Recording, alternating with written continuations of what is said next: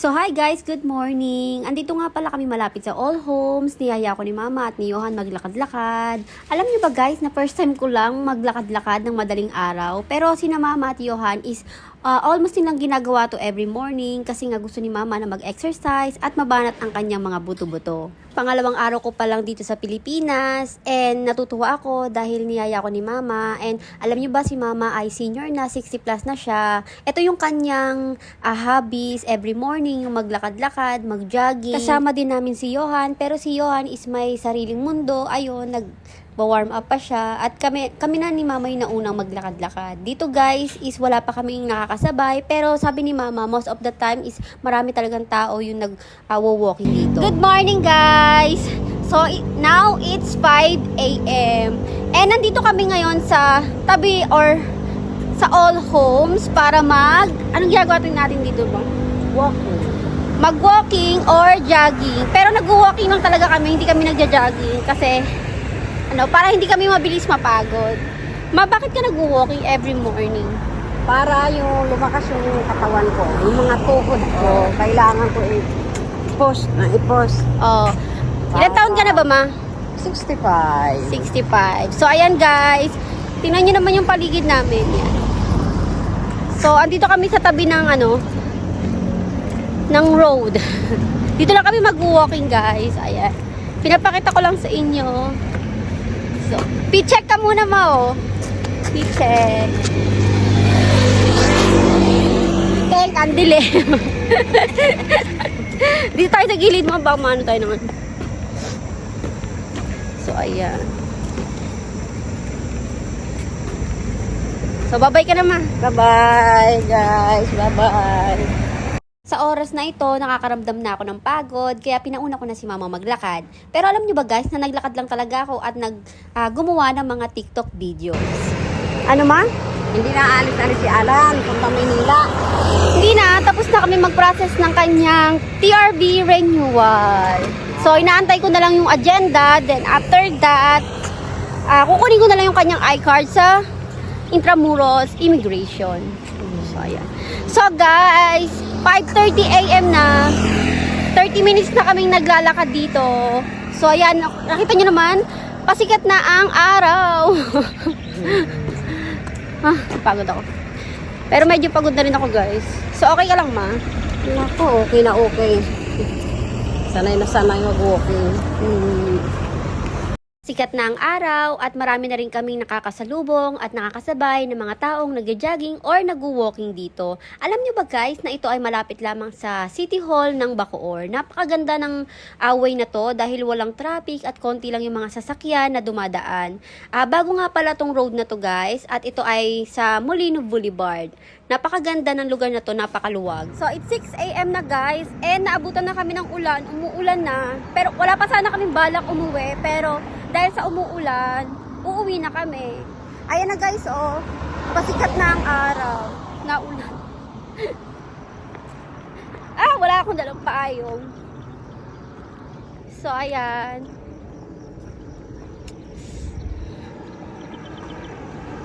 Uwi na tayo. Sayang, failed yung ating unang walking today kasi umulan.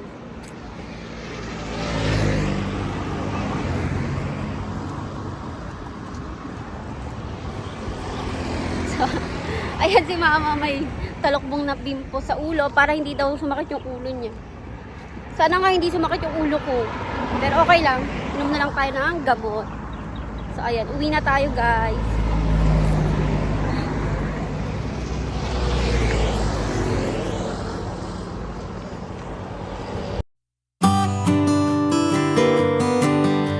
Sa araw na to, sinamahan ko si Johan sa SM Bacoor para mamili ng mga sapatos at mga gamit niya sa school. Malapit na nga pala guys ang pasukan at ito yung aking konting clips or konting vlog sa pagbili namin ng mga school supplies ni Johan. Ito nga pala guys ay andito kami sa department store at namimili na siya ng sapatos dito sa Milano. Masarap talaga mamili kapag kinabukasan is pasukan na dahil marami nang nagsisale at marami ka ng pagpipilian. Ang mahirap nga lang is maghanap ng size. Katulad nito si Johan, ang hirap makahanap ng size and design na gusto niya. At ang sabi ko is magtingin-tingin muna kami sa ibang brand kung may magustuhan siyang design at may size na para sa kanya talaga. Then after namin mabili yung sapatos niya, dumaan naman kami sa National Bookstore para mamili ng kanyang mga school supplies. Si Johan at ang kanyang pinsan nga pala ang aking bibilhan ng mga school supplies ngayong taon. Ito na nga, namimili na nga siya. Alam niyo ba, ito napaka-picky nito sa kanyang mga school supplies. Talagang siya yung namimili at siya yung nagde-decide kung ano yung mga bibilihin niya. Ako, ito, taga-bayad lang at taga-video dito sa National Bookstore. Ito nga pala guys, yung mga price ng iba't ibang notebook dito sa National Bookstore. Parang same pa rin last year, pero ganun pa rin yung mga quality. At marami rin naman kayong pagpipilian ng mga affordable school supplies. After nga nyan, is dumaretso na kami sa cashier para magbayad.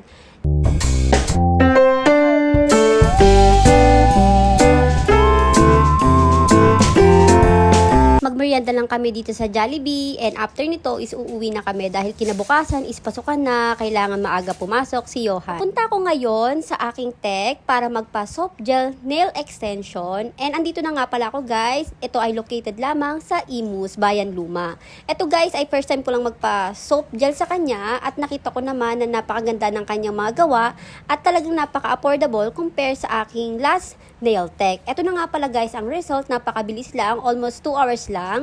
And after nito is uuwi na ako. Ito nga pala guys yung kanya gawa at super happy ako sa result. Babalik ako ulit ako dito. So guys, andito na ako sa bahay. Tapos na ako magpa-nail extension. Ayan guys yung aking new nail extension. Ito ay super affordable lang. And ito ay bago ko lang na-discover. Ito ay nakita ko lamang sa Facebook. Then tinry ko. Kasi nakita ko naman talaga yung mga gawa niya is magaganda. And yun nga, napaka-affordable. Kasi last time sa aking nail tech, last time is 1,000 yung aking extension. But now is 500 lang to guys. 470. Ayan. And napakaganda niya.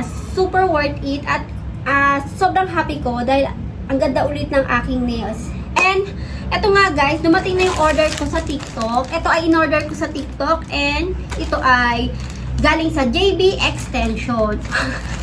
Namiss ko na yung long hair kaya nag-order ako ng wig. Ito ay long hair na wig. At i-unbox ko siya sa inyo. Ipapakita ko siya sa inyo kung ano nga ba ang itsura. Ito nga pala guys ay na-order ko sa TikTok worth 800 pesos. With shipping fee na yun guys ha. Ay! Ito nga pala guys, kapag nag-order kayo ng extension, ng wig hair extension, ito ay may free na hair brush and hairnet. So ito yung kasama niya guys na hairnet and hair brush. So i-open na natin siya and i-try ko siya. Ipapakita ko siya sa inyo kung ano yung itsura niya. Mahaba to guys kasi na-miss ko na talagang mahaba na hair. Kaya, napa-order ako. And gusto ko rin i-try kung bagay sa akin. Ito guys ay sobrang haba. So, ayan. So, nakabalot pa siya ng hairnet. And meron pa siyang, ayan, tag dyan. Super excited ako. Ang ganda. Ito nga pala guys ay dark brown. Dark brown lang yung pinili kong color para pwede siya for everyday use at hindi siya ganun ka parang hindi nalalayo sa aking hair color, di ba? So sana bagay siya sa akin. Ang haba nito, guys. So itatry ko siya sa inyo. Ipapakita ko kung paano siya isuot. First is isusuot muna natin yung hairnet. Ito yung hairnet. Sana marunong ako. Ito ay based lamang kung paano ko nakita sa kanilang live kung paano siya isuot. Isuot mo na yung hairnet kapag kakaalam ko. So, ayan. Tama kaya yun? Paano ba? Wait. Struggle is real. Aray, sumabi sa higo ko guys. Aray. Ayan. Wait.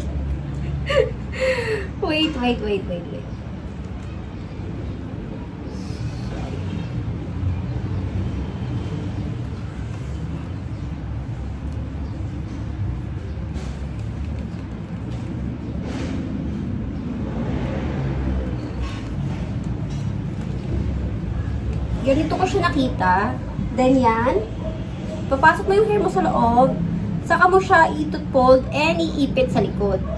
So, ayan. Then, saka mo ilalagay itong wig.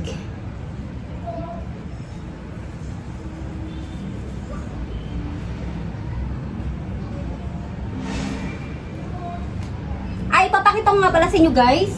Itong wig nga pala ay meron siyang adjustable sa loob. Ayan. Wala siyang kasamang hairpin. Iko-connect mo lang yung dalawang ito para sumikip siya, guys. So, isusuot ko na siya. Papakita ko lang sa inyo kung ano yung itsura.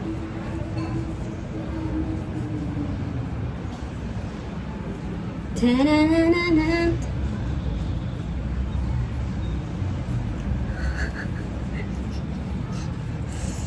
Oh.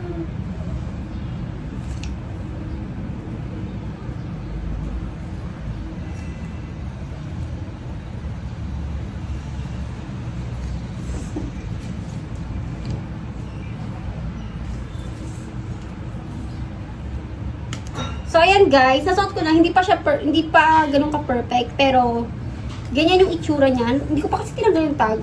So, why? Tinamad. So, ayan. So, ito na guys. So, ayan. Ang haba na ulit ng hair ko. Sobrang ano niya, smooth niya. Para siyang totoong hair. And itatry natin siyang suklayin. Dahil binigyan tayo ng free na suklay. So, ayan. Oh.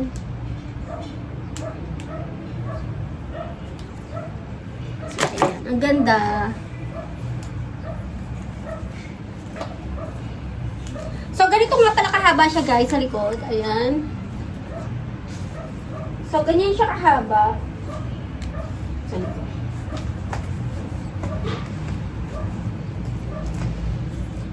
O, diba? Ang haba na ng hair ko. Na-miss ko yung ano, long hair.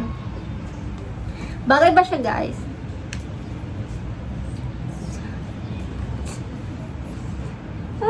May wig na ako. First time ko lang mag-wig ng mahaba. So, ayan. Sobrang happy ko naman dito sa na-purchase ko na hair extension. And I think magagamit ko to kapag ako ay lumabas. Ayan. Kasi, yung color niya is pwede naman siya pang everyday use. So, ayan guys. So, ayan na guys yung aking vlog for today. Sana nag-enjoy kayo. And if interested kayo, available sila sa TikTok. Meron silang TikTok shop, JB Extension. Ayan. And madalas silang nakasale. Kaya mag-order na rin kayo kung gusto nyong ma-experience din yung magkaroon ng long hair nang hindi na gumagastos ng sobrang mahal sa mga real hair extension guys. So, ayan. Sobrang ganda.